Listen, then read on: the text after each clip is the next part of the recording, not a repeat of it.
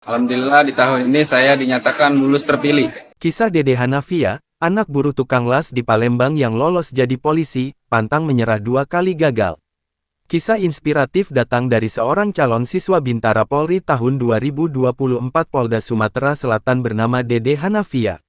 Dengan latar belakang sederhana dan penuh keterbatasan, Dede yang diketahui merupakan anak buruh tukang las ini tak pernah menyerah dan terus berjuang untuk meraih mimpinya. Tekad dan kerja kerasnya pun membuat dirinya berhasil menggapai mimpinya yakni menjadi anggota polisi. Dede menceritakan ini ketiga kalinya dia ikut tes dan tahun ini merupakan tahun terakhirnya karena batas usia seleksi.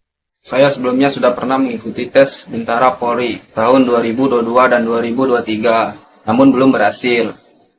Dan saat ini saya sedang mengikuti tes di umur terakhir saya. 2 tahun terakhir yakni tahun 2022 dan 2023.